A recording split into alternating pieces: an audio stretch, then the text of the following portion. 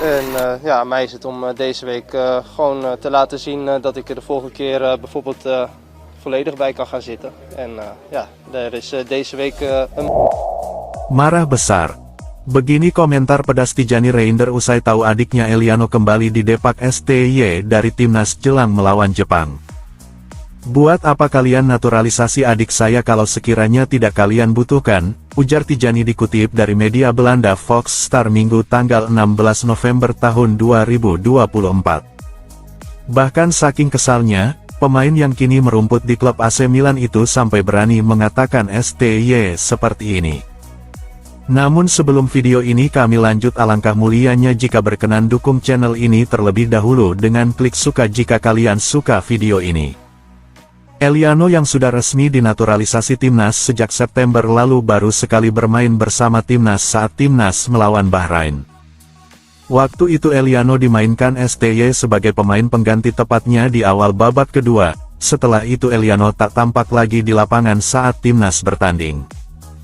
Hal ini menandakan jika peluang Eliano sangat berat untuk mendapat porsi bermain di timnas, apalagi ia bermain di posisi bek kanan dan gelandang. Di posisi bek kanan ia harus bersaing dengan Kevin Dix, Sandy Walsh, Asnawi dan Yacob Sayuri. Di gelandang ia harus bersaing dengan Tom Hai, Nathan, Marcelino, Ricky Kamboya hingga Egy Maulana Fikri. Nah, yang menjadi masalah bagi keluarga Eliano termasuk kakaknya Tijani ialah kalau Eliano tidak dibutuhkan STY di timnas, kenapa STY meminta Eliano dinaturalisasi PSSI. STY sendiri akhirnya buka suara untuk menjawab pertanyaan keluarga Eliano tersebut. Kata STY, Eliano masih belum cukup kuat untuk membela timnas bertanding melawan Jepang. Untuk Eliano tidak masuk ke tim karena tidak baik baginya untuk masuk ke skuad, ia belum cukup kuat. Kata STY kepada awak media, tidak dijelaskan secara detail kata tidak baik seperti yang diutarakan STY. Diduga kualitas Eliano itu masih belum bisa bersaing di timnas ini. Bukan pertama kalinya Eliano dicoret STY. Sebelumnya pelatih asal Korea Selatan itu tidak memasukkan namanya saat timnas takluk 0-2 di kandang Cina. Saat itu Eliano dicoret bersama Hoki Caraka dan Ferrari. Pencoretan Eliano saat itu karena masalah strategi dan taktik yang salah dari STY. STY waktu itu lebih memilih memainkan Asnawi ketimbang Eliano hingga akhirnya timnas kalah dengan skor 0-2 dari Cina. Tak cukup di situ, Eliano kembali mendapat panggilan dari STY untuk menghadapi Jepang dan Arab. Kembali mendapat panggilan dari STY ke timnas, Eliano bergegas terbang dari Belanda menuju Jakarta.